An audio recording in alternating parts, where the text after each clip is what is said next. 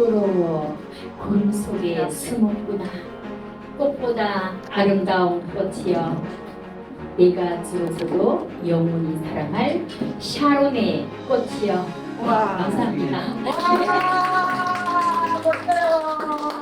네, 오늘 오늘 강의를 해주실 신님을 소개해드리겠습니다. 김용태 시인이시고요. 네, 경기도 안성에서 출생하셨고 한국예총 예술세계 MC로 등단하셨고, 그다음에 한국문인협회 서울지회 이사님으로 계십니다. 그다음에 한국디지털문인협회 회원이시고요. 서대문 문인협회 총무이사이시기도 하십니다. 회장, 여기 총무로 돼 있어요. 현재 네, 회장님. 네. 그다음에 예술시대 작가의 본과위원장님 월간 우리 시 회원이시고요. 네. 시집으로는 눈으로 꺾은 꽃 외에 다수 공조가 있습니다. 네, 멋지게 오늘 강의해 주실 것 같습니다. 네, 앞으로 모시겠습니다.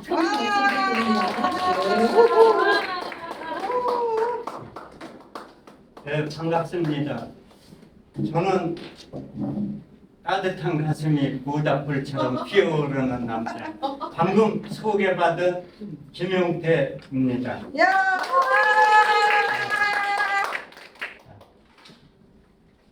그리고 이 장마철에 바쁜 시간을 내서 이 자리에 참여해 주신 모든 분들께 깊은 감사를 드립니다. 그리고 훌륭하신 민영호 교수님께서 부족한 저를 이 자리에 서게 해주신 은혜에 깊은 감사를 드리며, 오늘 공부할 내용은 시 창작에 대해서 알아보기로 하겠습니다. 그러기 전에 일단 안숙화 교수님한테 배운 건강 박수가 있으니까 박수 한번 쳐보고 시작하도록 하겠습니다. 박수는 너무 어려워서 간단한 걸로 제가 만들었습니다.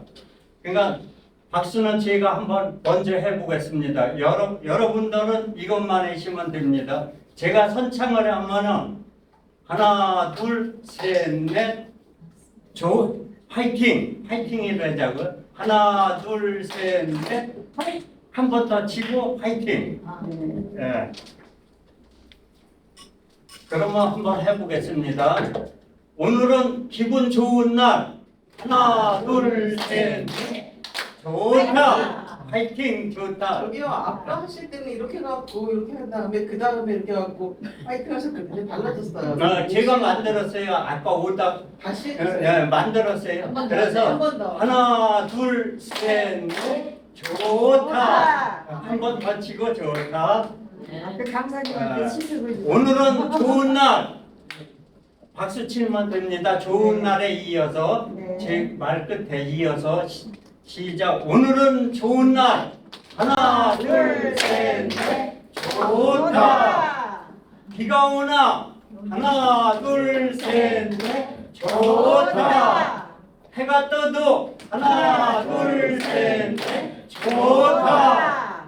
수피치 교육에 오기만 해도 하나, 둘, 셋, 넷. 좋다. 열심히 배워봅시다. 하나, 둘, 셋, 넷. 좋다. 어려워서 제가 그냥 개인적으로 아까 만들어 봤어요. 잘하셨어요. 창의를 좋아요.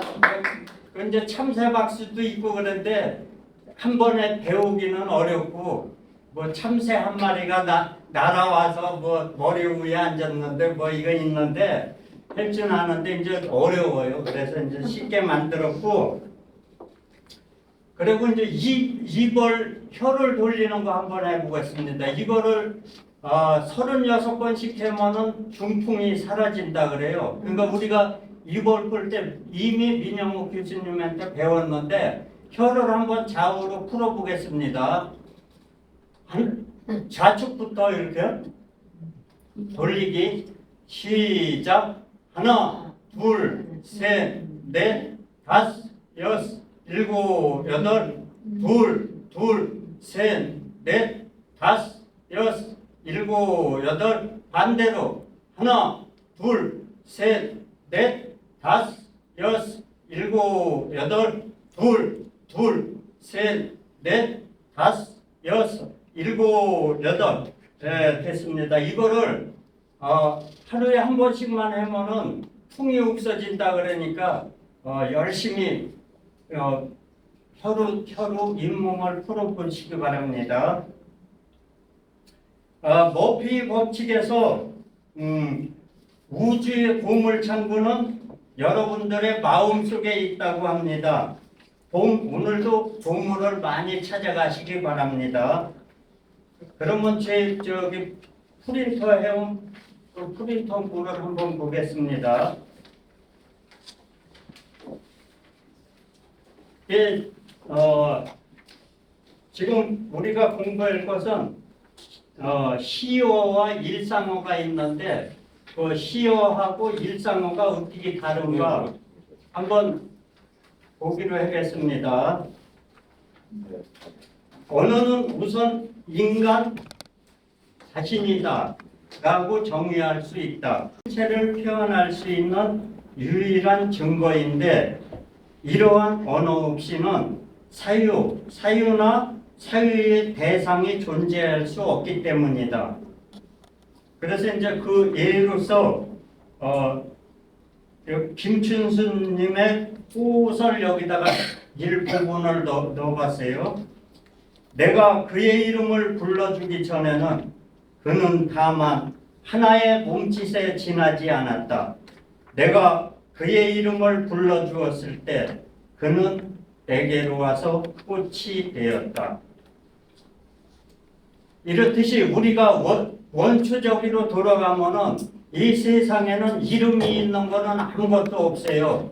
처음부터 우리가 인간이 관찰을 하면서 이름을 하나하나 붙이면서 이름이 붙었다는 그 의미를 여기에 넣은 거고 뒤에 가면 그 내용이 있으니까 더 읽어보도록 하겠습니다. 널리 알려진 시에서 알 수 있듯이 자신이 인지할 수 없는 미지의 실제와 부딪혔을 때 제일 먼저 하는 것은 그것을 탐색하고 관찰하면서 그 대상에 이름을 붙이는 일이다.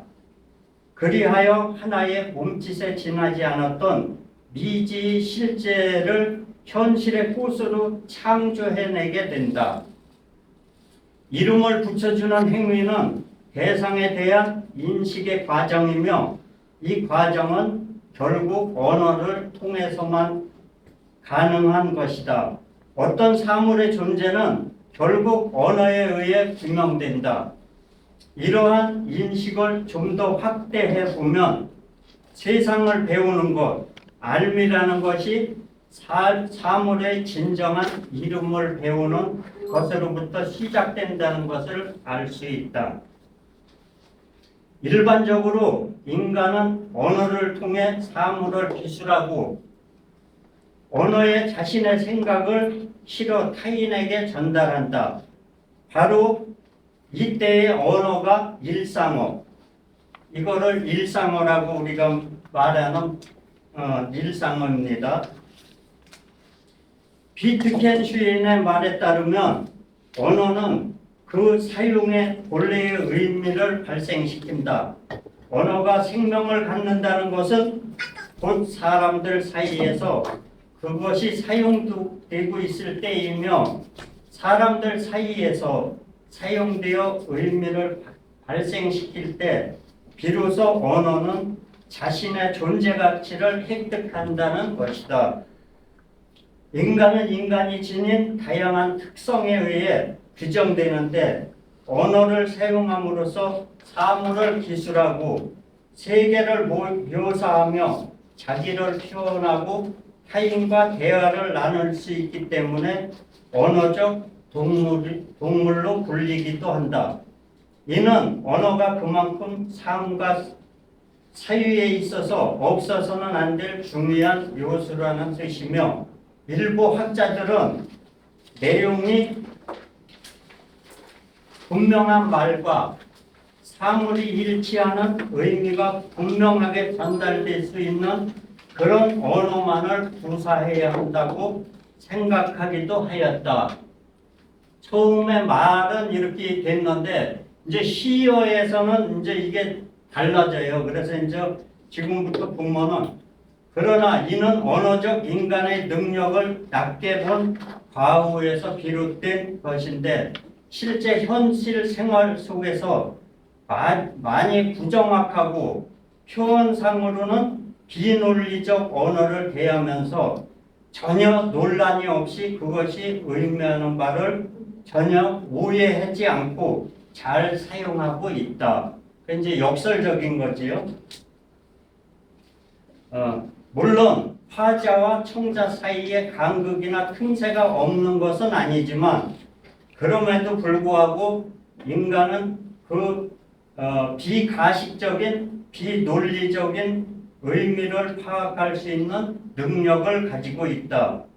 시는 일상 언어를 전제로 이루어지지만 시어가 고정된 하나의 의미나 관습적 표현 가치에 고정되지는 않는다. 시에는 오히려 일상어의 재배열을 통해 새로운 세계를 창조하고자 한다. 즉 그는 일상어를 선택해 사용하지만 일상어에 머무르지 않으며 항상 기표적으로 지시하는 세계를 초월하고자 한다. 이러한 점에서 시어는 비록 그것이 일상어라고는 하지만 이미 일상어와는 판이하게 다른 세계를 겨냥하고 있다. 세계와의 일상적 관계를 벗어난 시어는 일상어와는 차원이 다른 언어로의 도약을 꿈꾸며 시인에 의해서 비로소 언어의 도구성, 사물성으로부터 벗어날 수 있다.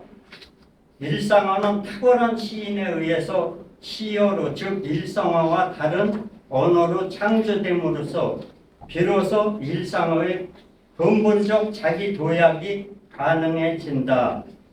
이제 쭉 이게 내용이 있어요. 그래서 이제 이거는 집에 가서 읽어봐도 이제 되는 내용이고 시간이 아까우니까 이제 여기서 일반 시와 시어가 다른 점이 뭐라고 여기서 지금 읽은 내용에서 보였어요? 이상하게 생각하는 시는 새로운 세계를 초월하고자 하는 거.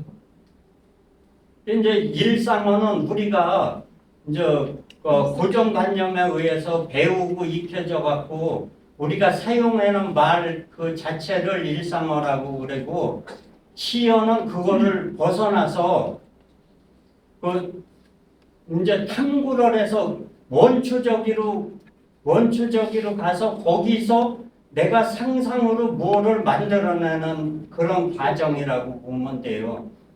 그래서 이제 우리가 초등학교 때 배운 이제 달이라는 그 노래가 있어요. 달달 무슨 달, 쟁반같이 둥근 달.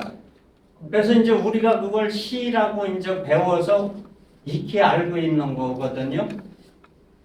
그런데 지금 여러분께서 달을 보고 달달 무슨 달, 쟁반같이 둥근 달 이러면은 시라고 봐주는 사람이 아무도 없어요.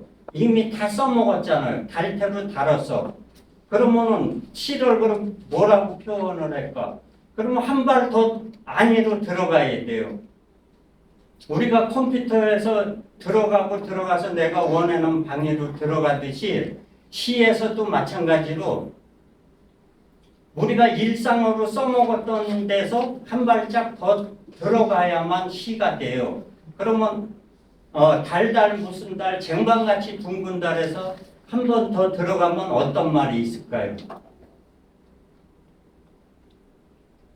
우리가 온몸 시각, 청각, 오각을 다 이용을 하고 우리가 쓴 모든 거를 시에서는 다 사용을 해요.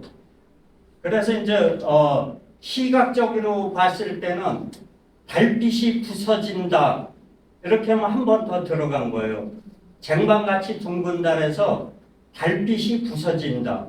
그러면은 여기서 과학자들은 뭐라 그럴까요? 이 미친 사람아, 달빛은 비치는 것이 부서지는 게 아니야. 이건 사물이 아니라 이건 비치는 거예요. 이 과학자와 시인이 부대치는 점서부터 시라고 그래요. 지금 현대 시는 과학자가 봤을 때도 미친놈 아니야. 그게 어디 쏟아져 비치는 거지. 근데 이거 갖고도 너무 많이 써먹었어요. 그럼 여기서도 한 발 더 들어가야 돼요. 우리가 시각적으로 했으니까 또 청각적으로도 할 수 있잖아요. 달빛이 쏟아지는 소리가 들린다. 그럼 한 발 더 들어갔지요. 그럼 세 발짝 들어간 거예요. 문 세 개를 열고 들어갔어요. 그럼 우리가 사물이 이 책이 생명이 있을까요? 없을까요? 있어요. 사물은 본래는 이게 물질이기 때문에 생명이 없어요.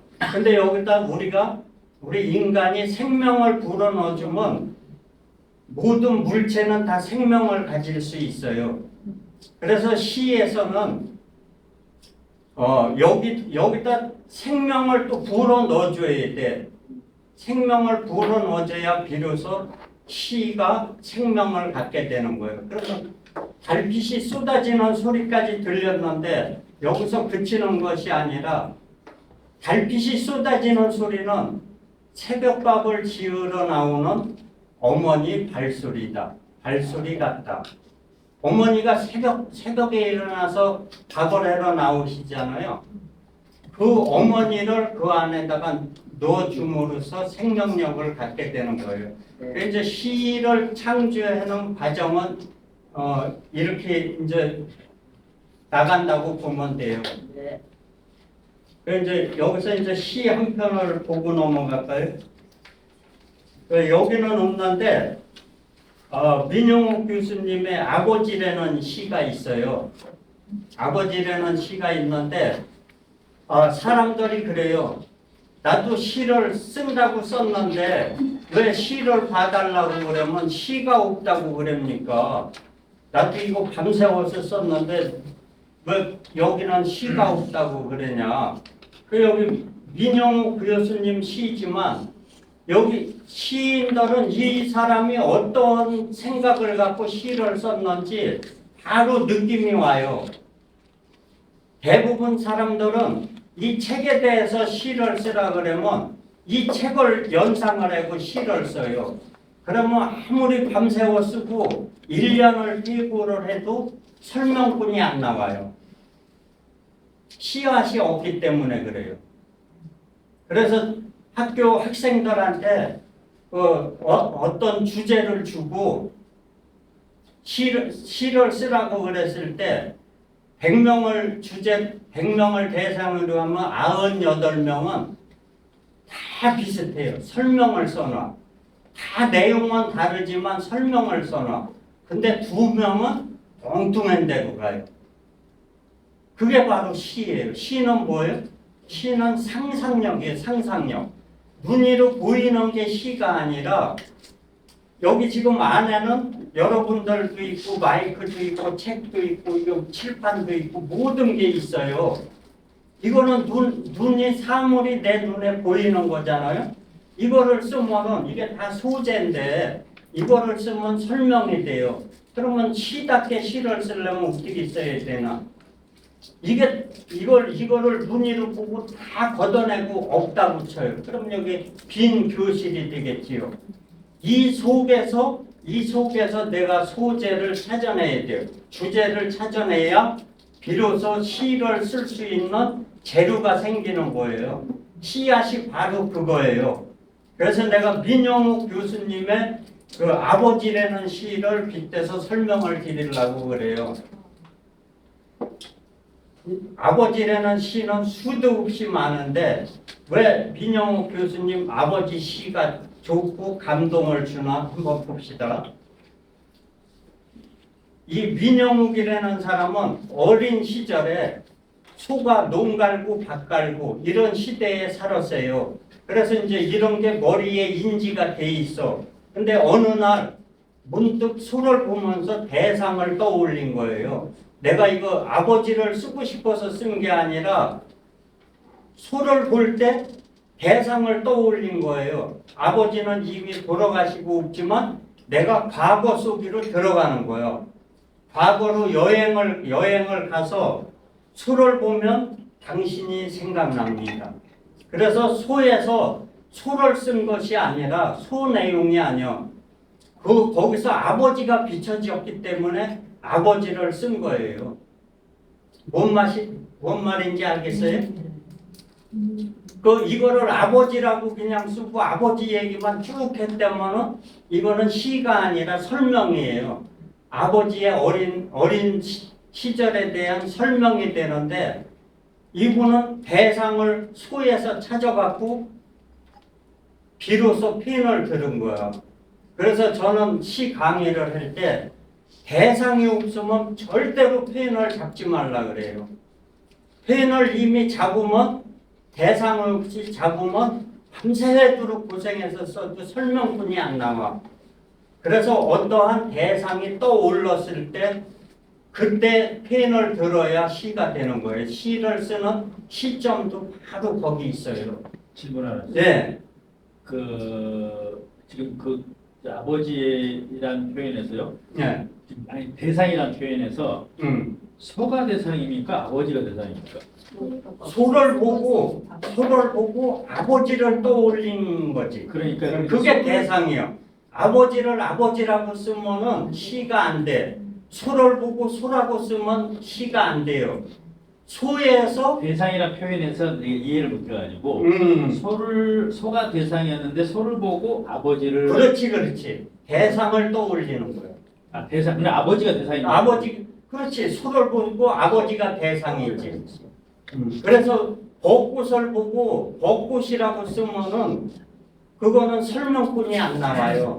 근데 벚꽃을 쓰려면은 제목을 벚꽃으로 쓰고 내용은 어떻게 가냐?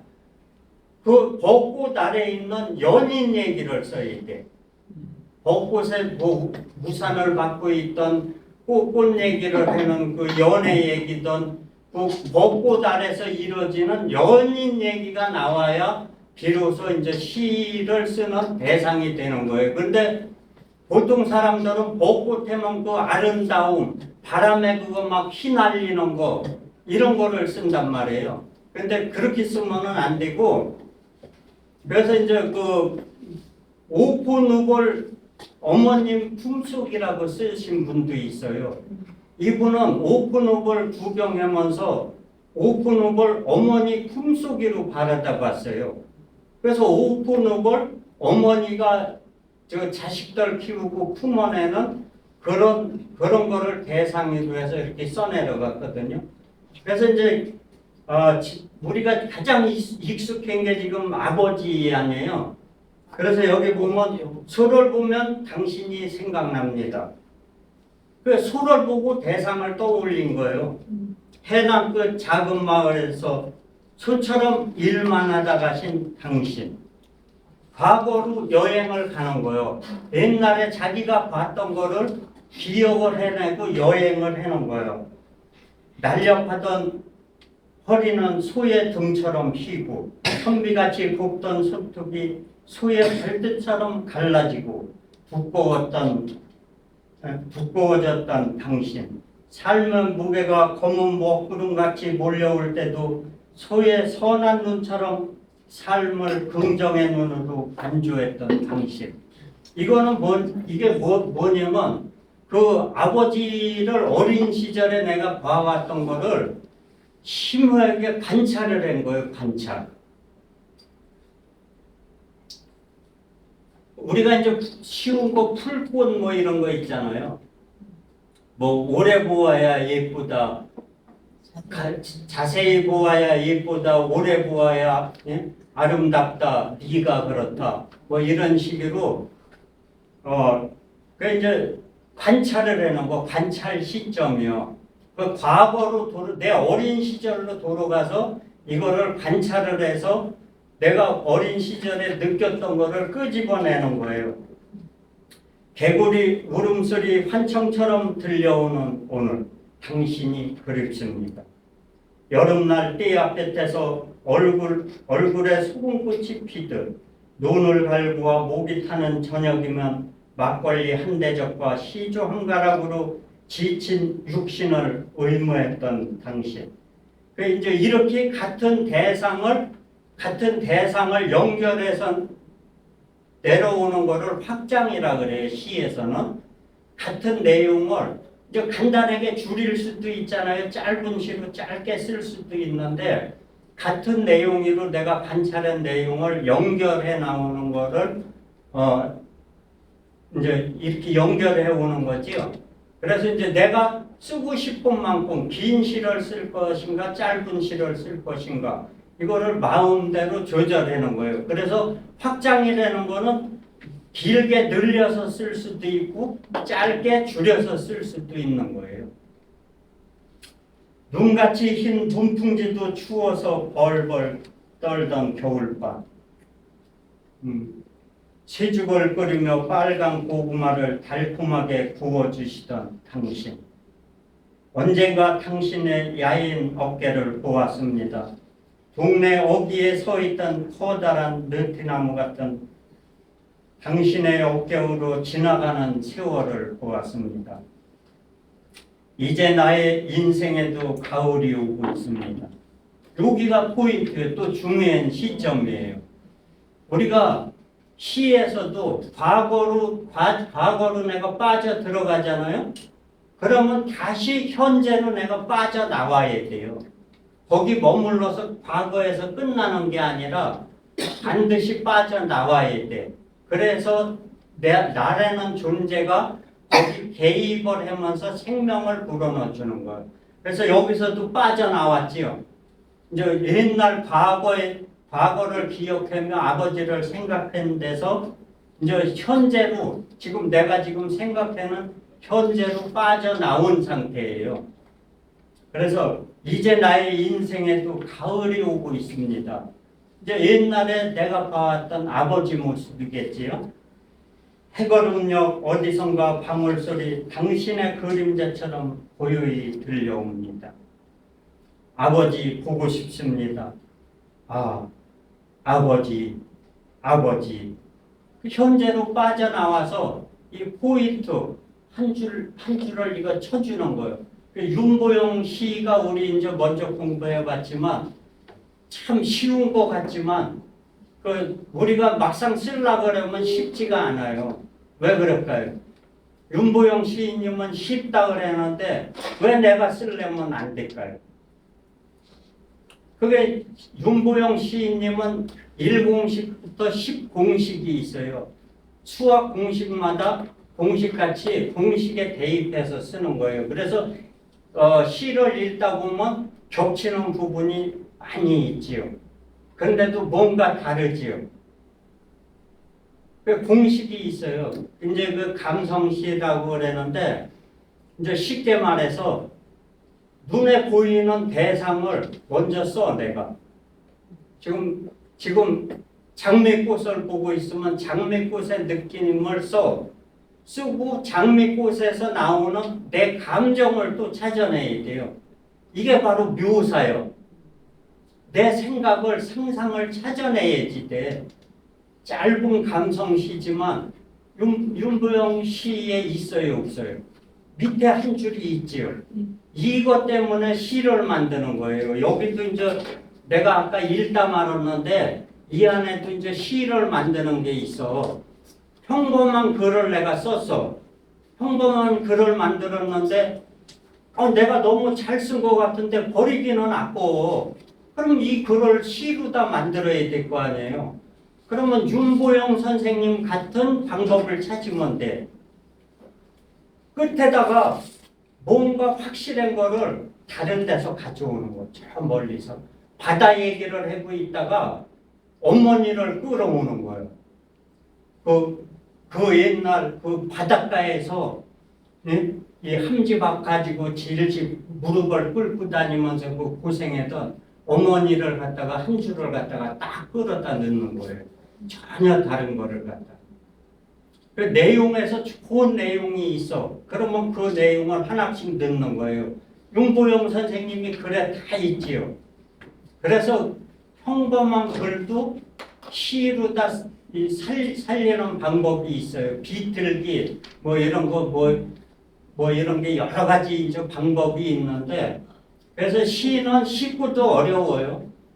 그래서 이제 시를 공부하려면 처음에는 이제 도달하기가 어려우니까 뭐부터 해야 되냐? 일기를 쓰세요. 일기를 쓰는데 초등학교 때 쓴 거보다는 대상을 하나 오늘 가장 즐거웠던 일이던가 오늘 내 기억에서 남기고 싶은 이야기를 한 줄씩 쓰는 거예요. 한 줄씩 쓰는데 우리가 살면서 이 시를 공부를 왜 해야 되냐? 우리가 일기도 쓰고 편지도 쓰고 우리가 스피치를 하잖아요. 스피치를 하는데 이미 낡은 언어만 사용을 해서 얘기를 하면은 맛이 없어요. 지금 우리가 TV를 보면은 생소한 언어를 많이 쓰지요. 그래서 우리도 아까 보기까지만 읽어주다가 말았는데 우리가 창작을 한 글도 일반인들은 재미있게 다 들어요. 우리가 별을 표현할 때 지나가던 별이 하늘에 반짝이는 별이 지나가는 발걸음을 멈추고 나에게 윙크를 했다. 뭐 이런 식으로 그 대상을 내가 만드는 거예요. 하늘에서 천둥 번개가 치잖아요. 그럼 천둥 번개가 친다 그러면 일상어요. 근데 하늘에는 괴물이 사나 보다. 응? 우르릉 빵빵 울부짖는다. 거기다 괴물을 하나 삽입을 하면은 이게 시어로 바뀌는 거예요. 그래서 우리가 모든 사물을 우리가 만들 수 있어요. 우리가 생각해보고 그래서 이제 시를 일기처럼 써요. 처음에는 처음부터 잘 쓸 수는 없어. 그러니까 일기처럼 이렇게 머릿속에 있는 거를 쓰고 계고를 한다는 거는 그 대상 하나하나를 시어로 바꿔나가는 과정이에요. 쉽게 한번 내가 이제 설명을 해볼까요? 여기 이제 호랑이가 있어. 호랑이가 옛날에는 호랑이가 나타나서 인간을 잡아먹으러 와. 호랑이만 잡아먹으러 오는 게 아니라 사자, 또 이제 하늘을 나는 또 저거 있지요. 독수리, 독수리. 이런 게 이제 사람을 잡아먹으러 와. 지금 이제 우리 인간이 발전이 되고 영장의 동물이 됐으니까 동물들을 무서워하지 않는데 힘의 원리에 의해서 살 때는 우리도 이런 거에 갑이었어요. 그러면 호랑이가 나타났는데 이거를 알려야 되잖아요. 그러면 뭐라고 알릴 거예요? 말이 없다면 표시를 하고 빨리 도망가라고 그래.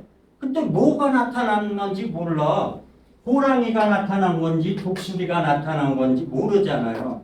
그래서 거기에 우리가 이름을 붙여주고 아까 처음에 그 이름을 불러주었을 때 꽃이 됐다 그랬잖아요.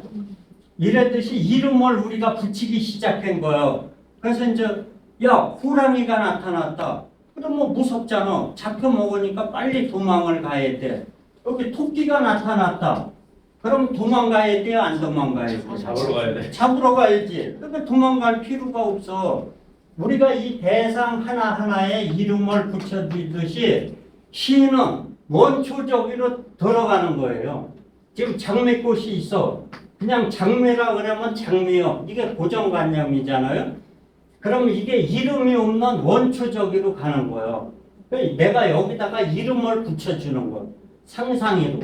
얘가 이쁘다. 그럼 예쁜 이름을 붙여주고 얘는 꽃을 피우기 위해서 자기 살을 찢어가면서 이게 피잖아요. 그럼 우리가 아프게 볼 수도 있어. 꽃은 우리가 이쁜 것만은 아니에요. 얘들도 자기 꽃을 피기 위해서는 그 연결된 살 있잖아요. 이거를 찢고 나오는 거예요. 어머니로 보면은 어머니가 양수가 터져갖고 힘들게 애를 낳는 과정이 꽃이 피는 과정이잖아요. 그럼 이런 걸 빗대서 어머니가 애를 낳는 걸로 이렇게 빗대서 시를 써도 되겠지요. 그래서 이게 시라는 거는 우리가 흔히 쓰는 거, 이 상투적이나 관념적인 이런 거를 쓰는 게 아니라 이건 이미 정해져 있는 거잖아요. 그럼 뭐 상가 고인의 명복을 빕니다. 이런 건 뭐 이미 다 정해져 있는 거잖아요. 그런 걸 시에다 쓰면은 시가 아니겠지요. 그래서 우리 일반어를 거부할 수 있는 거, 내가 이런 거를 만들어내는 거, 창작이라 그랬지. 창작. 하느님은 이 세상을 만들고 땅도 만들고 모든 것을 만들었어요. 근데 시인은 글을 창작하는 거예요. 글을. 그래서 일반 사람과 하느님과 중간에 있는 게 시인이에요. 중간에서 생각을 하는 거예요. 그래서 자신 있게 얘기했는데 여기 아무리 국어학자 교수님도 시를 쓰라 그러면 못 써요. 왜? 상투적 고정관념에 사로잡혀 있기 때문에 너무나 아는 게 많아. 그래서 시를 못 쓰고 이분들이 뭐를 쓰냐면 수필을 써요. 수필은 내가 겪은 그 상황을 일기 형식으로 써나가는 거기 때문에 그래요. 그래서 이분들이 수필은 아주 잘 씁니다. 근데 시는 어려운 거예요. 왜 그러냐면 내 상상 속에 있는 거를 써내려가야 되니까.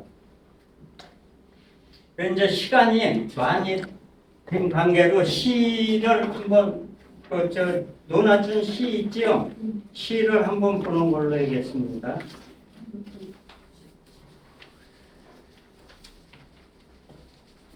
여기 이제 엄마 걱정이라는 시 있지요. 이거 비영도 시인인데 밑에 내가 이제 그 설명도 집에 가서 보라고 이제 달아놨어요. 그 엄마 걱정 한번 누가 읽어보실래요? 연습장에서 성은 톤으로 읽어요. 엄마 걱정. 열무 30단을 이고 시장에 간 우리 엄마 안 오시네. 해는 좀 지고 나는 찬밥처럼 밤에 담겨 아무리 천천히 숙제해도 엄마 안 오시네. 매춘잎 가꾼 반소리 타박 안 열리네. 보두공 무서워 금강 창틈으로 고요히 빗소리 빈방에 혼자 들려 훌쩍거리는 아주 먼 옛날 지금도 내 문수를 뜨겁게 하는 그 시절 내 눈의 주인공. 네, 잘 들었습니다. 여기서도 이제 엄마 걱정을 보면 아까 이제 민영욱 교수님의 그 아버지에 대한 거가 이제 비유가 될 거예요. 그리고 이제 묘사가 뭔지 여기 이제 많이 나오니까 여기서 한번 보기로 하겠습니다. 엄마 걱정. 열무 30단 이고 시장 간 우리 엄마 안 오시네. 해는 시든지 오래. 여기서 보면은 나오지요. 열무 30단 이고 엄마가 시장을 갔어. 근데 늘 오던 시간이 됐는데도 안 와. 여기서 해가 지는 거를 뭐라 그랬어요? 해가 넘어가는 거를 시든지 오래 그랬어. 시드는 거는 열무나 뭐 야채 이런 게 시들잖아요. 이 시에서는 이렇게 비틀어서 써도 이렇게 대상을 갖다 써도 읽으면서 일반 국어책에서는 이게 허용이 안 되겠지요. 시에서는 이런 게 허용이 되는 거예요. 읽으면 다 알아. 그치요? 네. 나는 찬밥처럼 방에 담겨. 그 밥그릇이나 무슨 그릇에 담긴 것 마냥 자기 자신이 찬밥처럼 방에 담겨 있는 거예요. 그 표현을 이렇게 내가 만들어내는 거예요. 아까 내가 얘기한 거랑 좀 뭐 상통해 놓은 부분이 있지요. 그래서 이제 글을 써놓고 이렇게 바꿔나가면 좋다 이거예요. 아무리 천천히 숙제해도 엄마 안 오시네. 배춧잎 같은 발출이 타박. 이게 뭔 얘기일까요? 그 엄마가 시간이 돼도 안 오니까 무섭잖아요. 그러니까 숙제했는데 열중하면 무서움이 좀 가실까 해서 숙제를 아무리 천천히 해도 엄마가 안 오시는 거예요. 그래서 엄마가 오시는 발자국 소리를 평소에 오시는 발자국 소리를 이 기영도 이분은 발소리를 배춧잎 같은 발소리라 그랬어. 타박타박 걸어오는 거를 배춧잎 같은 발소리라 그랬어. 그리고 우리가 이렇게 시어도 만들어내면은 멋있는 말이 돼요. 그래서 우리가 TV나 이런 데 보면 색다른 언어들을 많이 쓰잖아요. 이제 거기도 이제 민영욱 교수님 마냥 이제 글을 대신 써주는 분들이 계셔. 글쟁이들이 있어갖고 그 내용을 이 사람들이 얘기하는 거고, 부총장이나 뭐 대통령님이나 모든 이 높으신 분들이 자기들이 그 대화를 하는 게 아니라 민영욱 교수님 같은 분들이 그 대필해서 이거를 써주면 외워서, 그리고 자기가 하고 싶은 말을 덧붙여서 하는 거예요. 그래서 말을 그렇게 유창하게 좋게 하는 겁니다. 그러니까 여러분들도 오늘부터 한번 일기 쓰듯이 한번 해보세요. 안 들리네 어둡고 무서워 빨간 창틈으로 고요히 빗소리, 빈 방에 혼자 엎드려 훌쩍거리면 아주 먼 옛날 지금도 내 눈시울 뜨겁게 하는 그 시절, 내 유년의 인물. 여기도 보면은 옛날 어린 시절에 지금 성인이 돼 있는 거잖아요.